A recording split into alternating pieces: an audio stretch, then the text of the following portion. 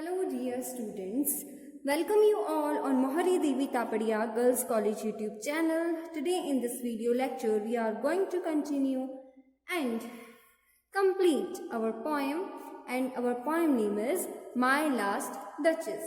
Okay?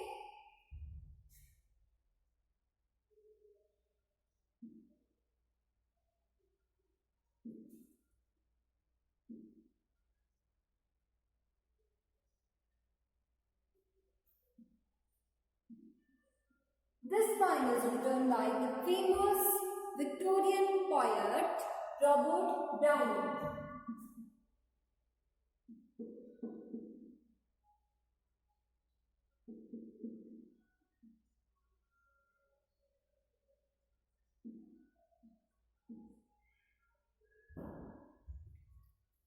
तो ये जो पॉइंट है वो हमने ऑलमोस्ट कंप्लीट कर ली है। आज इसकी कुछ रिमेन जो लाइंस बची हैं उनको भी हम एक्सप्लेन कर लेते हैं। ड्यूक ऑफ फेरारा जो कौन है, एल्फासानो, और उसकी जो डचेस है जिसपे टाइटल रखा गया है माई लास्ट डचेस, उस डचेस का नाम भी मैंने आपको बताया है। उस डचेस का नाम है ल्यूक्रेजिया।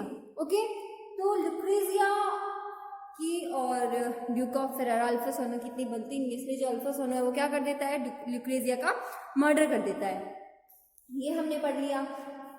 अब जो आगे वो जो एल्फासानो है वो आगे हमें क्या क्या बताता है लुक्रेजिया के बारे में, वो भी हमने पढ़ा कि उसके लिए तो सब कुछ एक समान है। पढ़ा था ना हमने, उसके लिए तो सब कुछ एक समान है, चाहे उसे कितनी भी हैवी ज्वेलरी दे दो, चाहे कोई मूर्ख के द्वारा लाए गए हुए फूल फल दे दो, उसके लिए सब कुछ एक बराबर है। वो जैसे मेरी तरफ ग्लेंस करती है, स्माइल करती है, वैसे औरों की तरफ भी कर देती है, तो मैं उसके लिए स्पेशल नहीं हूँ। तो इसी जेलसी के कारण उसने क्या कर दिया था, डचेस का मर्डर कर दिया था।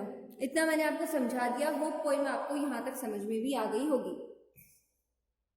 तो चलिए अब हमारी जो लाइन नंबर 40 है उससे हम वापस शुरू करते हैं, यानी कि थोड़ा सा हमें लिंक मिल जाए। 2 लाइन ऊपर इसीलिए ले रही हूँ मैं। Herself be lesson so not plainly set for wits to yours forsooth and mad excuse even then would be some stooping and I choose never to stoop। यहाँ तक हमने कंप्लीट कर लिया था। इसमें हमें पॉइंट बता रहे हैं कि ये जो पॉइंट है वो क्या है। मैंने आपको पहले ही बता दिया था कि एक ड्रामेटिक मोनोलॉग है। ड्रामेटिक मोनोलॉग में एक स्पीकर होगा, एक साइलेंट लिसनर होगा। यहाँ पे जो स्पीकर है वो है ड्यूक ऑफ फेरारा, एल्फासानो, और जो साइलेंट लिसनर है वो है वो वाला मैसेंजर जो उसके लिए प्रपोजल लेके आया है।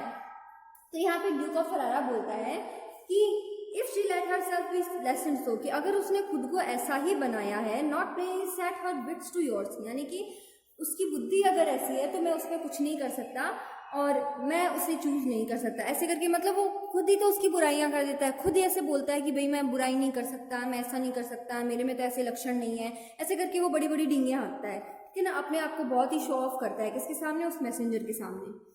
Oh sir, she smiled, no doubt, whenever I passed her।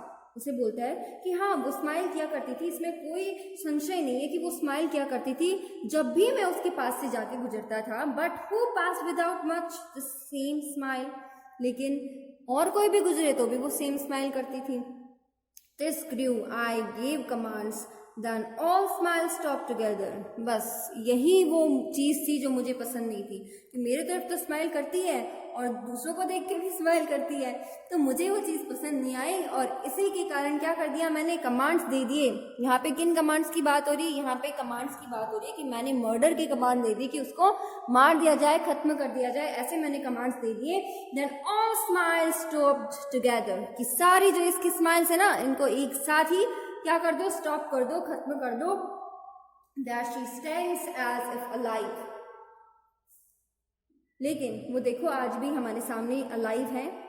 किसके बारे में बात कर रहा है? उस पोर्ट्रेट के बारे में बात कर रहा है कि एकदम अलाइव लग रहा है ना वो पोर्ट्रेट, तो वो अभी भी ऐसे लग रहा है कि मेरे सामने अलाइव है। विल प्लीज यू राइज, क्या अब आप खड़े होंगे? उसे लेके जाता है अपने साथ। We will meet the company below then, अब हम वापस जरूर मिलेंगे। आई रिपीट, फिर मैंने वापस रिपीट किया।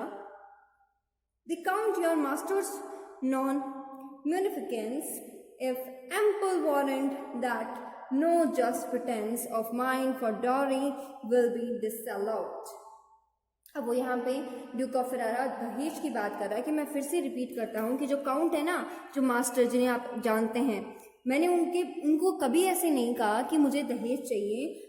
मैंने सिर्फ उनसे यही कहा कि मुझे तो बस आपकी लड़की, दहेज और लेन देन से कोई लेना देना नहीं है। ऐसा ड्यूक ऑफ फेरारा बोलते हैं कि मुझे दहेज नहीं चाहिए था।